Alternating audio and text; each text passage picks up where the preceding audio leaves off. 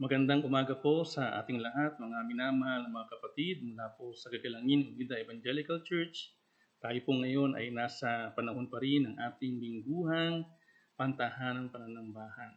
Ating po munang binabati ang lahat ng ating mga kapatid na ngayon ay kasama natin sa ating pong live streaming at gayon din ay ating pong binabati ang ating mga minamahal na mga nanay, mga ina, mga mami, mga mama o mamang ng isang maligayang araw ng mga nanay. Salamat po sa inyong buhay sapagkat kayo ang aming ilaw sa loob ng aming mga tahanan, sa aming mga buhay, simula sa aming pagkabata hanggang sa aming paglaki. Kaya sa umagang ito ay ating pong patuloy na ginugunita, binabati ang ating mga minamahal na ina sa ating pong pagpapatuloy sa ating gawain ngayong umaga. Nais po nating patuloy na abutin ang bawat isa ng salita ng Diyos at ating pong nais na maranasan natin at maramdaman na tayo'y sama-sama, bagamat tayo'y hiwa-hiwalay ngayon dahil nasa loob tayo ng ating kani-kanyang mga tahanan, sama-sama naman tayo sa ating pagsamba sa Panginoon sa diwa ng ating pong pananalangin, pagpupuri, pagluwalhati sa kanyang dakilang pangalan. Sa umaga pong ito, tayo po ay magpapatuloy sa ating pong gawain. Yan, isang magandang umaga po sa bawat isa. Sa kanilang mga bahay, patuloy po tayong magpuri sa ating Panginoon.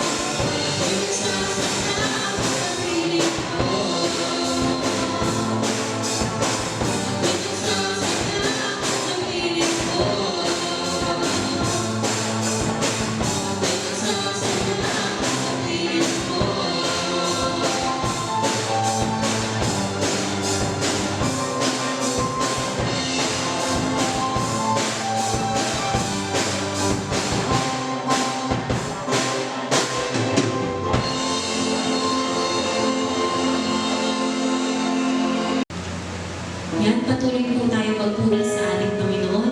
Tayo po muna ay saglit na manalangin. Panginoon, maraming salamat po sa ibinigay niyo pong buhay, kalakasan sa bawat isa.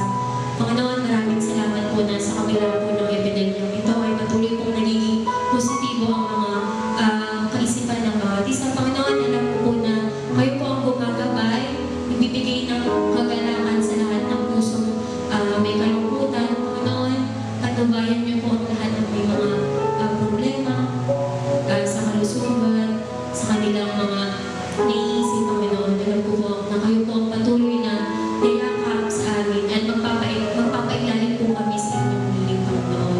Panginoon, patuloy niyo pong gabayan ang bawat isang nakikinig ngayon sa inyo, Panginoon. At alam ko po na hindi man po kami magkakasama ngayon, ay meron po kami isang Diyos na sinasamba.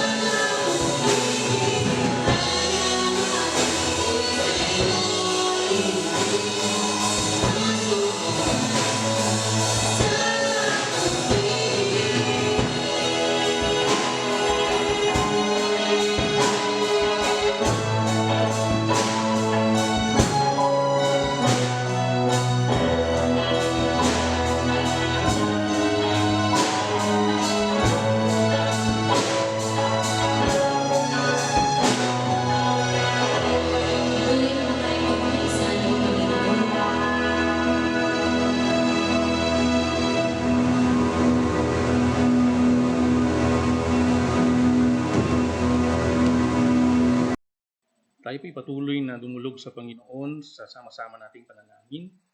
Aming Panginoong Diyos na makapangyarihan sa lahat, pinupuri ka namin, pinapasalamatan sa umagang ito. Kinikilala ang iyong pagkilos sa amin pong mga buhay. Sa umagang ito, Panginoon, wala kaming ibang malalapitan kundi ikaw lamang na makapangyarihang Panginoon na siyang nakababatid ng lahat ng bagay sa aming mga buhay. Amin pong sama-samang dinudulog sa iyo ang aming minamahal na bansa, ang lahat, Panginoon, ng mga lokal na lugar, Panginoon, maging ang mga barangay, ang bawat isa na ginagamit mo sa pangunguna ng lahat ng mga government officials ng aming bansa ay hinihiling namin na iyo pong bibigyan ng sapat na lakas at karunungan upang pangunahan, Panginoon, ang aming mga lugar sa pagharap sa ganitong krisis ng buhay.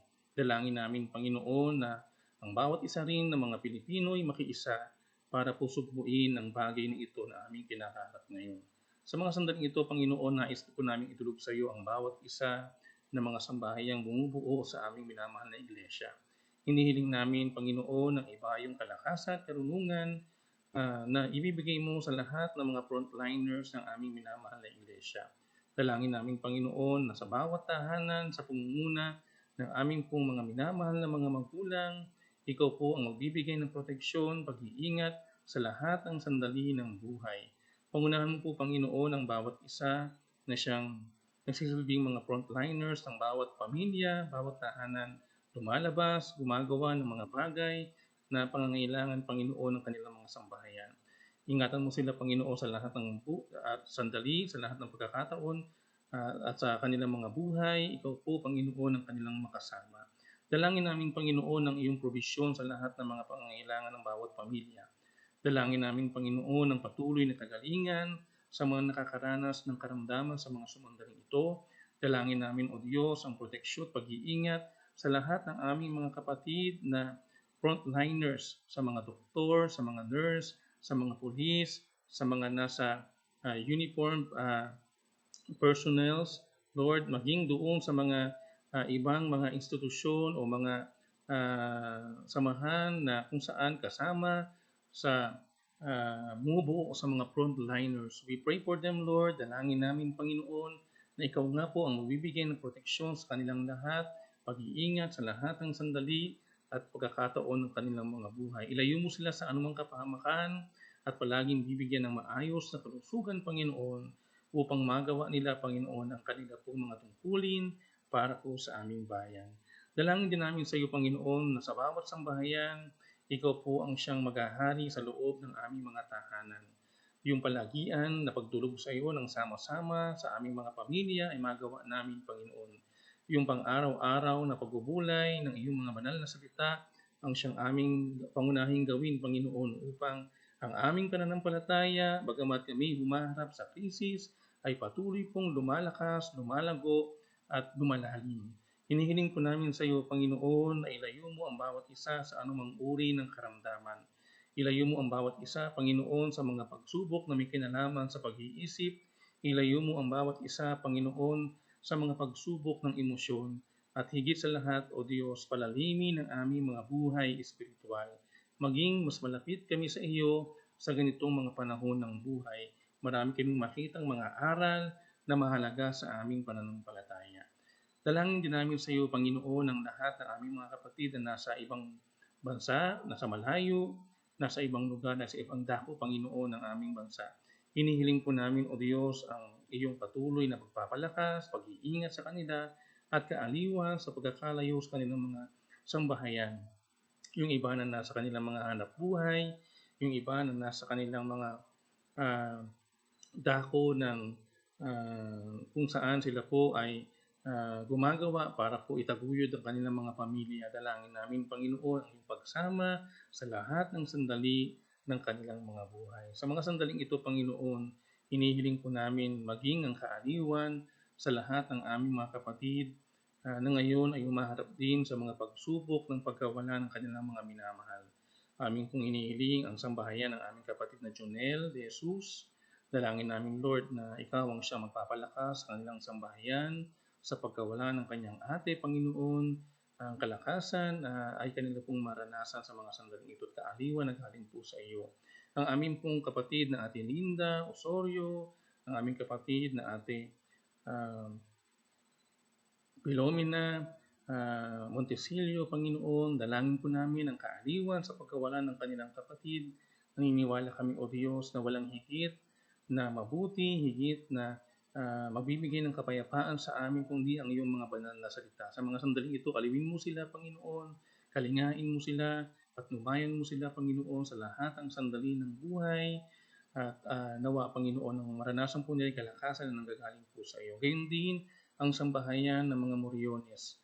Sa mga sandaling ito, Panginoon, sa pagkawala ng kanilang isang minamahal, sa katauhan ng aming kapatid na Michelle Moriones, Aguila, Panginoon, dalangin namin ang patuloy na kaaliwan sa kanyang sambahayan at sa buong sambahayan ng mga Moriones. Hinihiling po namin, Panginoon, na naway maranasan nila sa mga sandaling ito ang kapayapaang gagaling sa iyo, ang patuloy na kaaliwan, ang patuloy na kalakasan. Sa lahat ng pagkawala, Panginoon, naroon po ang mga aral ng buhay, naroon ang mga alaala na iyong ibinibigay, Panginoon, upang magsilbing lakas ng bawat isa. Sa mga sandaling ito, Panginoon, gayon din sa mga kahilingan ng bawat isa na amin po mga minamahal na mga kapatid, anuman ito, Panginoon, dalangin po namin na ikaw ang siyang magbibigay ng katugunan para po sa aming lahat ng mga kapatiran na mayroong kani-kanyang mga panalangin sa iyo na aming Panginoon. Ikaw po, O Diyos, ang siyang mag-iingat, magbibigay ng kalakasan sa iyong mga minamahal na mga manggagawa dito po sa aming iglesia. Ikaw rin po ang siyang magkakaloob ng provisyon sa lahat ng aming mga pangangailangan. Punuin mo, Panginoon, ang lahat ng aming mga pangangailangan sa lahat ng sandali ng buhay at patuloy po na sa kabila ng mga bagay na aming pong pinagdaraanan ay wala kaming ibang unahing gawin kundi ang purihin ka, sambahin ka at pasalamatan ka sapagkat sa lahat ng bagay meron kang mabuting plano para po sa aming buhay. Sa iyo po ang pinakamataas na papuri at pagpapasalamat. Ito po yung aming samandalangin sa tanging pangalan po ng aming Panginoong Hesus. Amen. Magandang umaga po sa inyo lahat na kapatiran natin sa Gagalangin Unida Church at sa iba pa po nating mga kapatiran na nanonood sa iba't ibang lugar. Salamat po at nakasama namin kayo ngayong umaga upang tayo po ay sama-samang mag-aral ng salita ng Diyos. Salamat po sa bagong mga teknolohiya na nagagamit natin tulad po ng FB page na pwede tayong mag-live. Kaya ngayon po ay mag-aaral tayo at purihin po natin ang Diyos at dakilain ang kanyang pangalan. Marami po kagaya namin ay hindi rin kayo makalabas sa inyong tahanan. Kung ang pagbabatayan ko po ay ang numero ni Pastor Larry sa kanyang devotion, tayo nasa 56 day na ng ating quarantine. Hopefully by May 15 tayo ay nasa tinatawag na nilang General Community Quarantine o GCQ na kung saan medyo mas maluwag na ang patakaran. Ngunit marami pa rin pong bawal. Hindi pa rin tayo pwedeng mamasyal, hindi tayo pwedeng mag-mall. Iba naman pong ginagawa natin tulad ng pagsasama-sama sa ating sambahan marahil ay limitado pa din po dahil doon sa tinatawag na social distancing.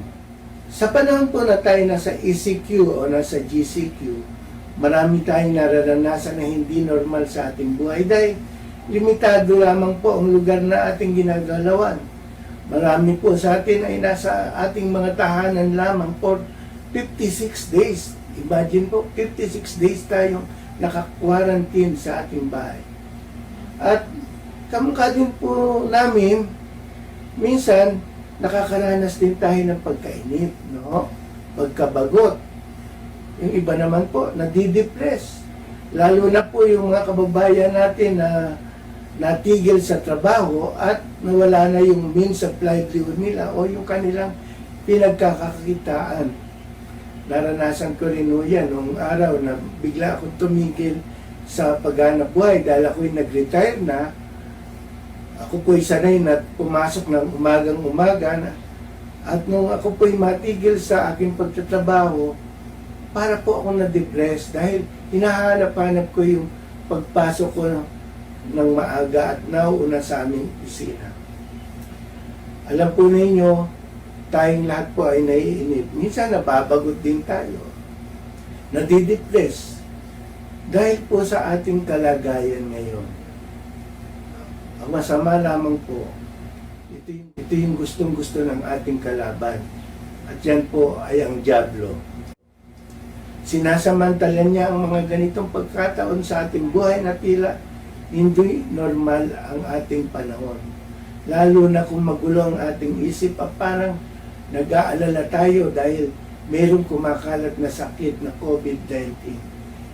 Talaga naman pong nakakatakot ang sakit na ito dahil marami pong nahahawa. Maging yung mga nasa akala nila hindi sila mahahawa. Nahahawa sila. Buksan po natin ang ating banal na kasulatan sa unang Pedro, kabanatang 5:8. Sa pagkakasalin, sabi po, maging handa kayo at magbantay. Ang dyablo, ang kaaway nyo ay parang leong umuungal at aali-aligid na naghahanap ng malalapa. Kaya ang paksa po natin ngayon ay pinamagatan ko pong Resisting the Roaring Lion. Sa banal na kasulatan po ay ginamit ang leon bilang isang mabangis na hayop. Pinapakita po dito na ang leon ay ginagamit ng mga Romano nung araw upang parusahan yung mga Kristiyano. Ginagawa po nila, ginugutom nila yung leon. Pag nagutom na yung leon, pakakawalan nila. Siyempre po, ang mga leon ay kakainin ang mga Kristiyano at sila ay lulurayin. Kaya sabi po sa ating talata, maganda kayo dahil ang dyablo ay parang leon, sabi po, na umuungal at nag-aabang. Ginagamit po ang umuungal, ibig sabihin talaga pong sila'y gutom na gutom at nag-aabang ng malalamon. Pati po yung salitang malalamon ay ginamit po dito. Talaga pong dapat tayong maganda. Tingnan po natin yung mga awit sa kanang kabanatang 10, talatang 9, ay inilarawan po dito kung paano bumihag ang isang leon. Sabi po sa Magandang Balita Biblia, para silang leon na nasa taguan, ang mga kawawang dukay inaabangan. Inuhuli ang mga ito sa kanilang bitag at pagkatapos ay kinakaladkad. Dito po ay inilalarawan kung paano binibihag ng mga kampyon ng dyablo ang kanilang mga gusto nilang bitagin. Sila po ay hahalin tulad sa leon na sila po ay bumibihag ng mga kawawang bihag. Sa ating pong panahon ngayon, marami pong ganitong mga tao. Sa ating pong panahon ngayon, marami pong nananamantala sa ating sitwasyon. Kailan lang po ay may nabalita na may isang sindikato na nagwi-withdraw sa ATM machines sa account ng ibang tao. Paano po nila nakukuha yon? Ang ginagawa po nila, sila ay nagte-text o kaya nagme-message sa isang tao at nagkukunwari sila, mula sila sa isang bangko at kinukuha po yung PIN at para daw po sa updating ng kanilang account. At marami naman po ang naniwala at ang kawawang biktima ay nakuhanan ng pera sa kanilang ATM. Kaya nagbabala po ang mga bangko na huwag po tayong magbibigay ng impormasyon sa mga taong hindi ninyo kakilala, lalo na po kung ito ay sa pamamagitan lamang ng text o sa pamamagitan lamang ng message. Alam po ninyo, ganyan po gumawa ang dyablo. Mapaglinlang at mapagsamantala. Gaya nga po ng sinasabi sa ating talata, para silang leon na nasa taguan, mga kawawang dukhay, inaabangan, hinuhuli ang mga ito sa kanilang bitag, at pagkatapos ay kinakaladkad. Nasa taguan, nag-aabang, hinuhuli ang kanilang bitag, pagkatapos kinakaladkad ang kanilang mga bihag. Ganun po sinilarawan ang mga leon na kampon po ng ating kalaban na Diablo. Tingnan po natin kung ano naman po ang sinasabi sa ating talatang pinag-aaralan ngayon. Balikan po natin yung unang Pedro 5:8. Sabi po, magkaroon kayo ng maayos na pag-iisip at magbantay kayo sapagkat ang Diablo na kaaway ninyo ay parang leon na umuungal at umaaligid na naghanap kung sino ang malalamon niya. Sabi po, magkaroon tayo ng maayos na pag-iisip. Pero dahil po sa sitwasyon natin na nakakulong tayo sa bahay, minsan po hindi po may iwasan, talagang nagiging mainitin ang ating ulo. Bakit naman po nagiinit ang ating ulo? Kasi marami tayong gustong gawin na hindi nating magawa. Kamukha nung araw, pwede tayong lumabas, kahit anong oras natin gusto. Maaari tayong magpunta sa mall, maaari tayong mamasyal, makipag-banding sa ating mga kaibigan. Hindi po natin magawa ito dahil sa social distancing. Marahil, may mga plano din tayong hindi po natupad dahil sa lockdown. Alam niyo po, kaming mag-asawa ay tuwing sasapit ang aming anibersaryo ng kasal ay pumupunta po kami sa Baguio at doon po kami nagbabakasyon. Ngunit ngayon po hindi namin ito nagawa dahil po mayroong mga restrictions na hindi po pwedeng lumabas, lalong-lalo na po ang mga senior citizens na kamukha namin. Meron po kaming kaibigan na hindi niya alam na pinagandaan pala siya ng kanyang asawa at anak at nagbigay ng down payment sa isang malaking venue ng 200,000. Ngunit dahil po sa ECQ or lockdown, hindi po matutuloy ang kanilang binabalak na malaking pasalubong sa kanilang ama. Ang masama pa po nito, hindi na pwedeng ibalik yung kanilang idinaw na 200,000. Dahil po sa extraordinaryong panahon natin, marami pong mga bagay na hindi gusto natin gawan, ngunit hindi natin magawa. Kaya marami din po nagiging mainitin ang ulo. Yung iba pa naman po, madaling nawawala ng mga pasensya. Bakit po? 56 days ka ba namang nakakulong sa bahay na ang pansyalan mo ay yun lamang iyong kwarto. Tapos, pupunta ka sa iyong sala. Pupunta ka sa iyong kusina. At minsan, may side trip ka pa sa banyo. At kayo rin na magkakasama sa 50, within that day, yung 56 days sa darating pang araw. Kaya minsan, hindi may iwasan na nawawalan po tayo ng pasensya sa isa't isa. Kami po ng aking misis upang maiwasan ang ganitong mga bagay ay nagkasundo kami na siya sa itaas, doon po siya naglalaba, doon po siya naglilinis ng aming kwarto, at doon din po siya nanonood ng teleserye na kanyang pinapanood. Nagkakasama lang po kami, doon kami kakain ng agahan o kakain ng tanghalian. Ako naman po ay nasa ibaba, ako naman po yung tagapagluto at tagapaghugas ng pinggan.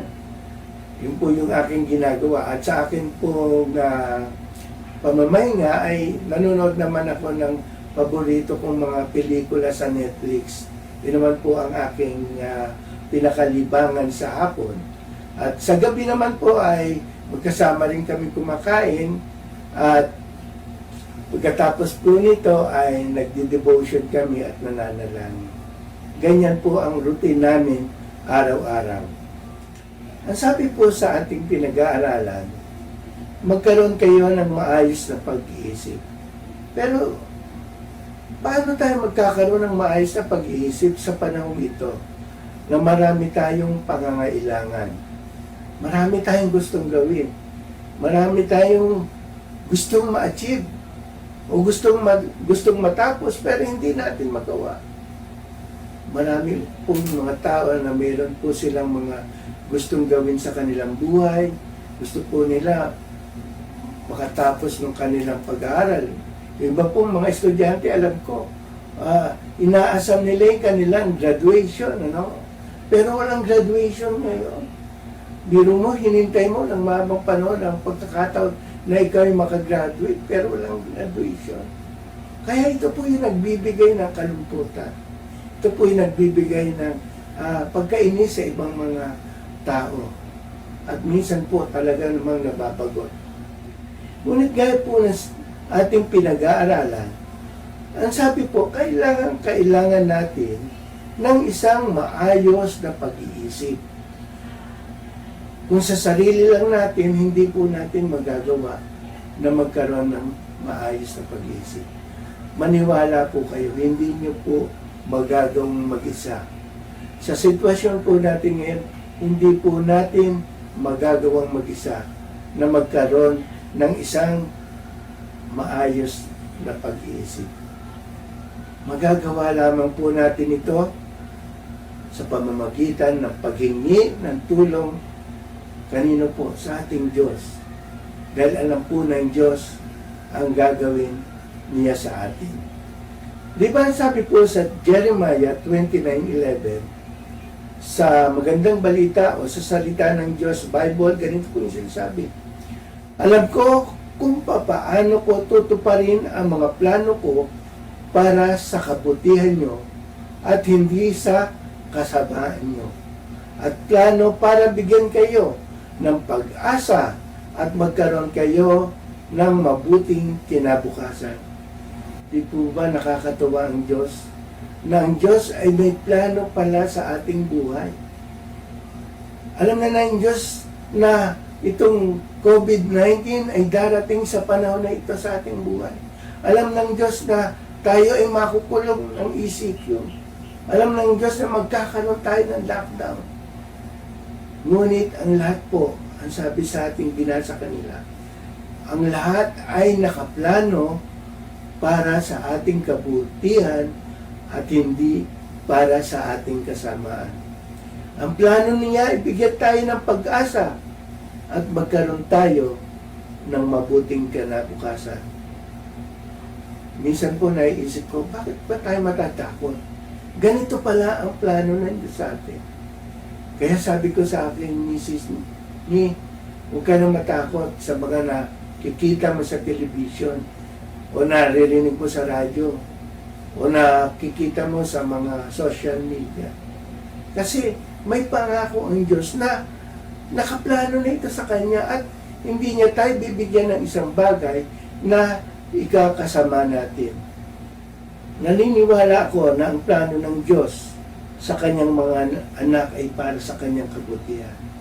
Kaya, kapatid, umanatag ka dahil ang Diyos ang may hawak ng ating buhay. Sa pagpapatuloy po ng ating pag-aaral, ang sabi po sa latang binasa natin kanina, magbantay kayo. Ang dyablo na kaaway ninyo ay parang leong umuungal at aali-aligid na naghanap ng malalapa. Tingnan po natin kung paano inilarawan ito sa Korinto, Kabanatang 16-13. Ito po ay ayon sa pagkakasalin ng salita ng Diyos, Biblia. Sabi po, magbantay kayo, tumayo kayong matatag sa pananampalataya, maging matapang kayo, magpakalakas kayo. Alam po, niyo po kailangan palagi tayo daw nagbabantay. Baka daw tayo ay balin lang ng ating kalaban. Kaya sabi po, huwag po tayong palilin lang sa dyablo. Minsan po yung nakikita natin na parang maganda sa tingin natin, parang tama sa tingin natin, minsan po ito yung ginagamit ng dyablo upang tayo ay linlangin.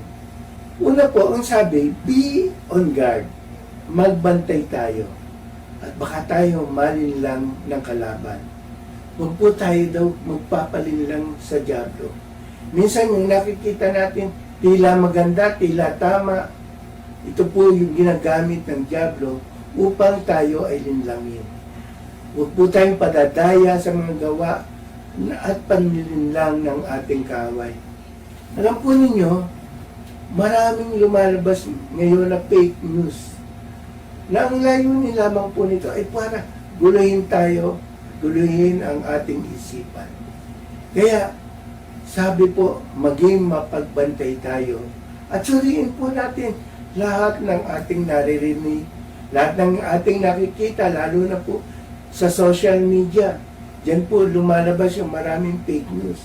Kaya kadalasan, ito pong social media ay binabatikos dahil bakit po sila naglalabas ng mga ganitong uri ng fake news. Kaya may kaparusahan na po ako.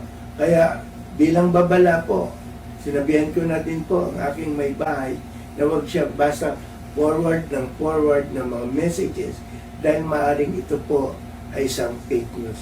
Kaya sabi po, unang sabi sa atin, be on guard. Maging mapagbantay kayo. Ano po yung pangalawang sinabi? Stand on our faith. Tumayo tayo sa ating pananampalataya. Stand on our faith. Magtiwala po tayo sa Diyos. Alam po naman natin na meron tayong Diyos na hindi tayo pababayaan. Alisin po natin minsan yung pagdududa natin sa Diyos. Minsan po, nananalangin tayo pero para bang wala sa loob natin yung ating panalangin. Para bang nagdududa tayo sa magagawa at sa kakayahan ng Diyos. Ngunit alam po natin na ang ating Diyos ay isang Diyos na makapangyarihan sa lahat. At ang lahat ng bagay ay kaya niyang gawin.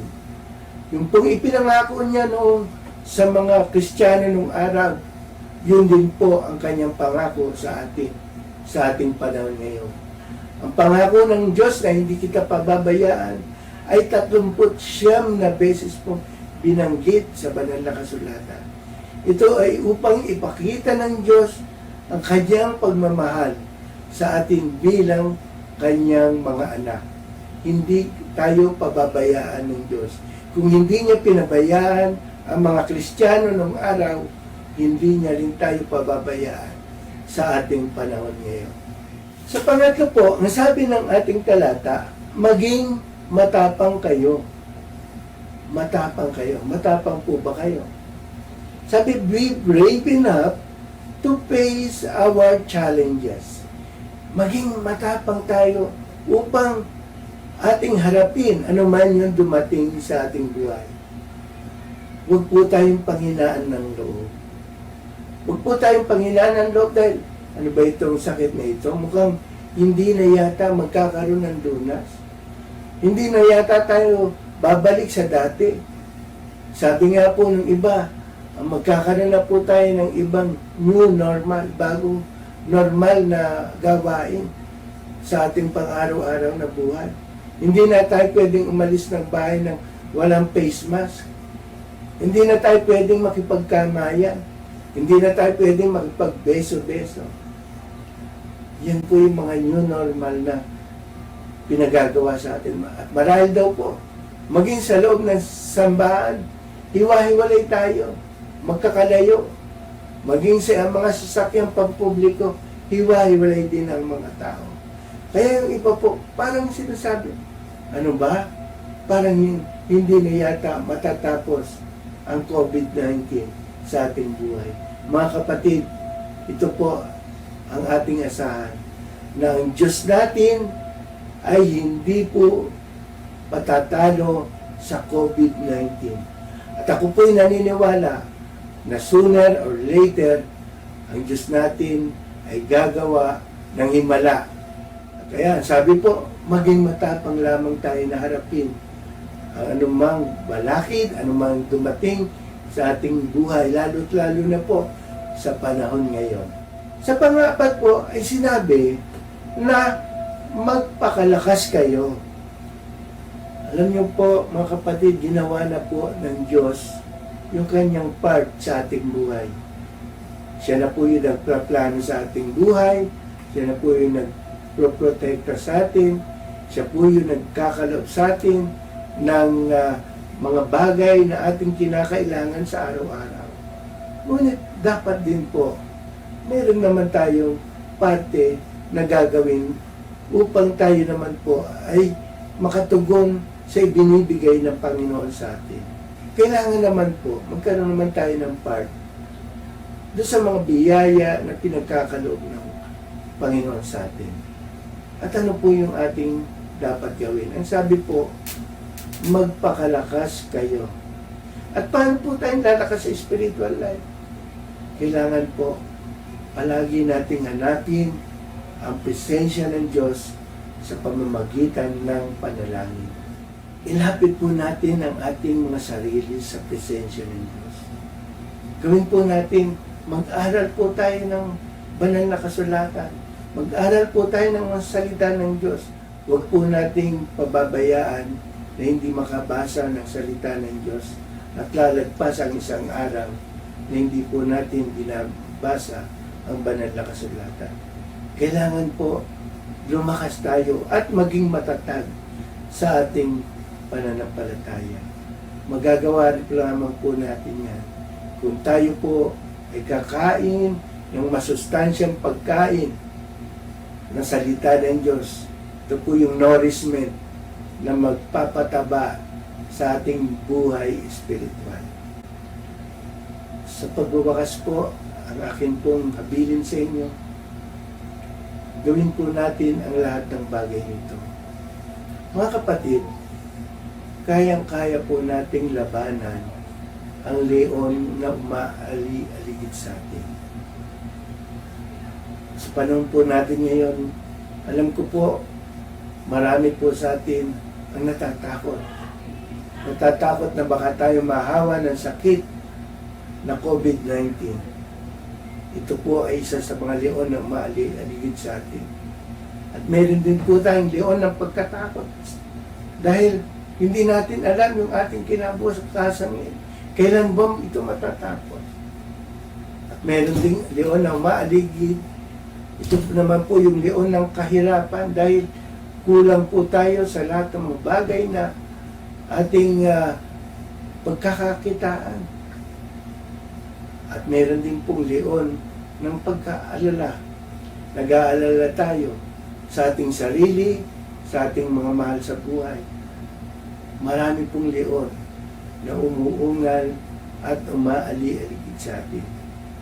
At ang hangarin lamang po nito, mga kapatid, ay upang mapalayo tayo sa Diyos. Gaya nga po ng ating pinag-aaralan ngayon, we can resist the roaring lion. Dahil alam natin na ang ating Diyos ay laging nakalaan upang tayo ay alalayan anuman ang nangyayari sa ating buhay. Nandyan po ang Diyos na lagi po nating maasahan. Sa Diyos po ang pinakamataas na papuri. Magandang umaga po sa inyong lahat. Tayo po ay manalangin. Panginoon, salamat po sa umagang ito na kami nagkasama-sama na sa ganitong pamamaraan, Panginoon. Kami po, Panginoon, ay binigyan mo ng pagkakataon na makapag-aral ng iyong mga banal na salita. Panginoon, ang akin pong dalangin, patuloy mo po kaming bigyan, Panginoon, ng iyong pag-ibig, ng iyong pag-alalay. Patuloy niyo po kami, Panginoon, samahan sa lahat ng aming gagawin. Patuloy niyo po kami, Panginoon, lukuban ng iyong proteksyon. Alam po namin, Panginoon, na ikaw po ang Diyos namin na maari lamang naming asahan, lalo na sa mga ganitong panahon. Panginoon, naging matapat ka noon sa amin at alam po namin na magpapatuloy ang iyong katapatan sa amin. Panginoon, pagpalain mo po ang lahat ng nakapakinig ng mensaheng ito, Panginoon. At nawa ito, Panginoon, ay magamit namin sa aming pang-araw-araw na buhay. Dahil ikaw, Panginoon, ay ang Diyos namin na pinagkakatiwalaan ng lahat, Panginoon. Sa pangalan ni Jesus. Amen and Amen. Muli, magandang umaga po sa inyo lahat.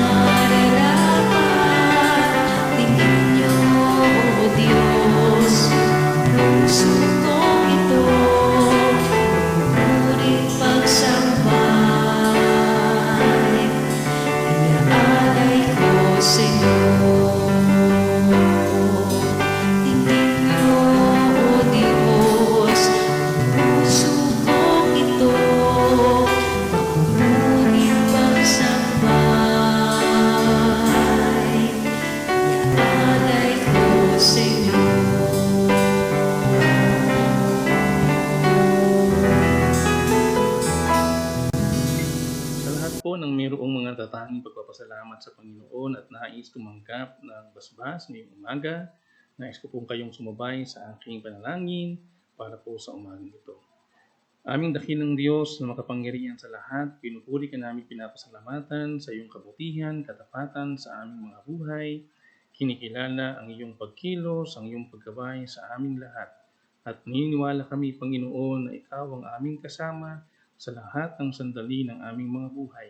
Ikaw ang Diyos na siyang nagbibigay lakas, ikaw ang Diyos na nagbibigay ng buhay, ikaw ang nagpapagaling, ikaw ang nagpapalakas, nagpapakita ng lahat ng bagay, at nagbibigay at nagkakaloob ng lahat ng aming mga pangangailangan. So baging ito, Panginoon, kulang po yung aming sandali upang isa-isahin ang iyong kabutihan at mga kabutihan sa aming mga buhay. Nais po namin kilalanin ka, Panginoon, at nais namin magpasalamat sa iyo at tumanggap ng iyong pagpapala, Panginoon, at iyong basbas umagang ito sa aming pong mga buhay. Purihin ka, dakilang Diyos, at tawa sa pamamagitan po ng pagtataas ng kamay, pagkapatong ng kamay, ng iyong maliit na lingkod, iyong igawat sa bawat isa na mayroong natatanging pagpapasalamat, ang iyong pong basbas at pagpapala. Kapatid, pagpalain ka nawa ng Panginoon at ingatan ka. Paliwanagin nawa ng Panginoon kanyang mukha sa iyo at mahabag sa iyo. Iningap nawa ng Panginoon kanyang mukha sa iyo at patuloy kang bigyan ng buhay at ng kalakasan mula ngayon at magpasawalang hanggan. Amen. Awitin po natin ang doksolohiya.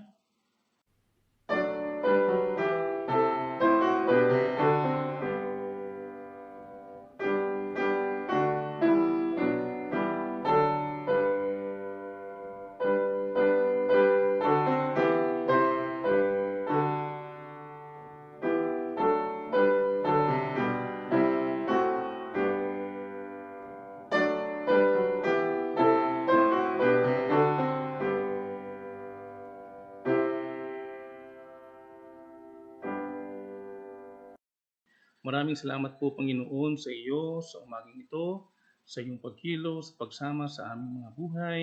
Maraming salamat sa iyong lingkod na ginamit upang magatid ng iyong mga banal na salita. Maraming salamat sa lahat ng mga instrumento na kung saan nagagamit namin upang magpatuloy ang gawain mo, Panginoon, para po sa aming lahat. Hinihiling po namin, Panginoon, pangunahan mo ang lahat ng mga sambahayan sa pagtatapos ng aming gawain ngayong umaga. Ikaw po ang siyang patuloy na magsilbi naming gabay at kasama sa lahat ng aming mga gagawin sa buong isang linggong darating. Ikaw rin po, Panginoon, ang magbigay ng patuloy na pagkapala sa aming pong mga sambahayan, ang isang masaganang pananghalian, ang siyang aming pagsaluhan sa loob ng aming mga tahanan, at punuin mo ng pagpapasalamat ang buhay ng bawat isa sa lahat ng sandali at pagkakataon ng aming mga buhay. Tawa sa pamamagitan ng patataas ng kamay ng maliit mong lingkod, iyong igawa sa bawat isa ang iyong basbas at pagpapala. Mga pinakamamahal na may sumaating lahat ang pagpapala ng Panginoong Kristo, ang walang hanggang pag-ibig ng Diyos Ama, ang pagkikisa at kaaliwan, buhat sa banal na Espiritu, mula ngayon pagpasawalang hanggan. Amen.